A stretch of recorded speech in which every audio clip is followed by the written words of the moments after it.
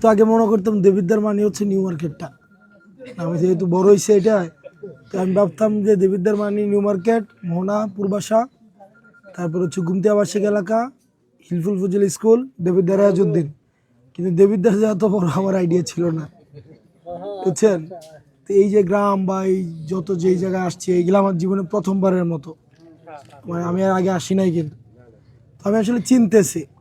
আপনি তো ধরেন একটা হচ্ছে তাত্ত্বিকভাবে সমস্যাগুলো জানি, আমরা জানি যে দেবিদ্বার রাস্তাঘাট ভালো না, কোনো রাস্তাঘাটই ভালো না, কিন্তু নিজে গিয়ে দেখা। আমরা এনসিপি রাজনৈতিক দল গঠন করার পরে আমরা সিদ্ধান্ত নিয়েছিলাম, আমরা না না না ওরাই হচ্ছে ভবিষ্যতের পোলাপান। আমরা 64টা জেলায় আমরা নিজের চোখে গিয়ে দেখছি, নিজ চোখে গিয়া। কারণ মানুষের থেকে শুনে দেখা আর নিজে গিয়ে দেখা আলাদা জিনিস। দেখে আমরা অভিজ্ঞতা নিচ্ছি আসলে দেশের সমস্যা কি কি, উত্তরবঙ্গ দক্ষিণবঙ্গের মধ্যে উন্নয়নের পার্থক্য কি, পূর্ববঙ্গ দক্ষিণবঙ্গের মধ্যে উন্নয়নের পার্থক্য কি, নিজ চোখে গিয়ে দেখছি 64টা জেলা। আমার 64টা জেলায় জুলাই কিন্তু আমরা গেছি। এরপরে এবার সিদ্ধান্ত নিয়েছি আমি 212টা গ্রামেই যাব, যে আমার এখন এটা ভোট দিলে দিবে, না দিলে নেই। ভোট না দিলে আমার কোনো যেমন যে আল্লাহ যে ফয়সালা রাখবে ওইটাই আমার কাছে উত্তম ফয়সালা। বৈষম্য ছিল কোটার মধ্যে সীমিত ছিল না, জি বৈষম্য কোটার মধ্যে সীমিত ছিল না নাকি? হ্যাঁ, সেটাই যে আপনার মানে মেন কথা হচ্ছে যে আপনার আমার মানুষ যে ফয়সালা দিবে, সিদ্ধান্ত দিবে, ওইটাই চূড়ান্ত সিদ্ধান্ত, আল্লাহর সিদ্ধান্ত চূড়ান্ত। কিন্তু নিচ থেকে গিয়ে যে আমি ইয়াগুলা দেখতে পাচ্ছি, সমস্যাগুলো দেখতে পাচ্ছি, এগুলো নিয়ে আমার দীর্ঘমেয়াদী আমার পরিকল্পনা আছে। এগুলা সমস্যা নিরূপণ করে এবং সমাধান করা। এগুলা ধরে নির্বাচিত না হইলেও অনেক কাজ করা যায়। আমরা এবার একটা উদাহরণ তৈরি করছিলাম। আমরা রাজনৈতিক দল করার আগে আমাদের কয়েকজন পরামর্শকর্তাদের সাথে কথা বলছিলাম।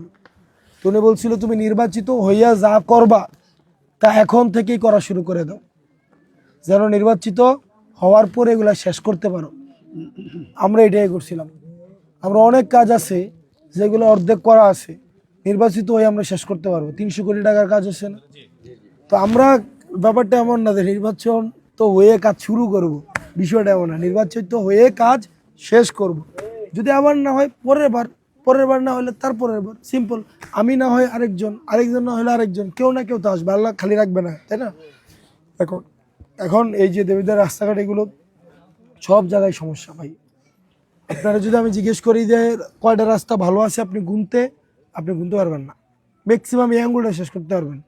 দেবিদ্বারের কেবল একটা রাস্তা ভালো আছে, সেটা হচ্ছে যে বিড়াল্লা থেকে ধামতি পর্যন্ত যে রাস্তাটা, এইটা ছাড়া দেবিদ্বারের একটা রাস্তা বলেন ভালো, একটাও না, একটা সিঙ্গেল রাস্তা ভালো না। তো আমরা চেষ্টা করবো এই জিনিসগুলোকে সমাধান করার জন্য। আমি যদি আপনাকে বলি হ্যাঁ নির্বাচনের পরের দিন সকালে আমি রাস্তা ঠিক করে দিব, এগুলা মিথ্যা কথা বলা হবে, এগুলা মিথ্যা বলা হবে। পরে আপনি আমার রাস্তাতে যে হাঁটবে সবাই গালাগালি করবে। রাস্তার কারণে দেবিদ্বার মানুষ সবচেয়ে বেশি অসুস্থ। হ্যাঁ, তো আমি শারীরিকভাবে প্রয়োজনের ভিত্তিতে, প্রায়োরিটির ভিত্তিতে যে সরকারি অনুদান বরাদ্দ যা আসবে সেগুলা সুষম বন্টন করার চেষ্টা করব। যে আমি এক ইউনিয়নের বলে, রসুলপুর ইউনিয়নের বলে আমার বাড়ির ফয়েরঘাট পর্যন্ত একটা ফাঁকা করে নিলাম, আমার শ্বশুর বাড়ি বা আমার বোনের বাড়ি ধরে না এক ইউনিয়নে, আমার বোনের বাড়ির এক করে শান বাঁধানো ঘাট করে দিলাম, একেবারে ঘরের পর্যন্ত রাস্তা ফাঁকা করে দিলাম, এরকম হবে না। যেটা হবে সুষম বন্টন।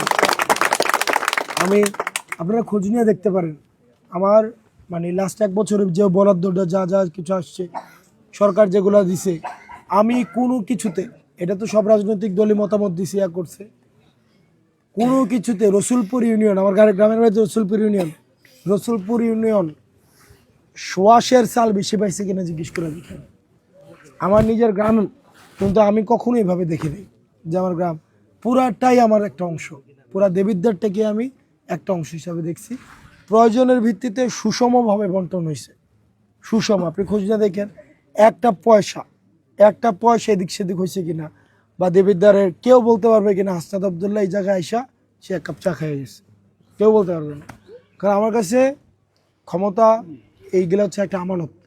আল্লাহ আমানত ছোট আমানত দিয়ে পরীক্ষা করে, এটা যদি সে রক্ষণাবেক্ষণ করতে পারে তাহলে বড় আমানত দিবে, এটা পারলে তার চেয়ে বড় আমানত দিবে। কিন্তু আমি যদি ধরেন আমার এটা দায়িত্বই দিয়েছে একটা সিএনজি স্টেশনের, আমি এটারই খাইয়ে বয়ে থাকলাম,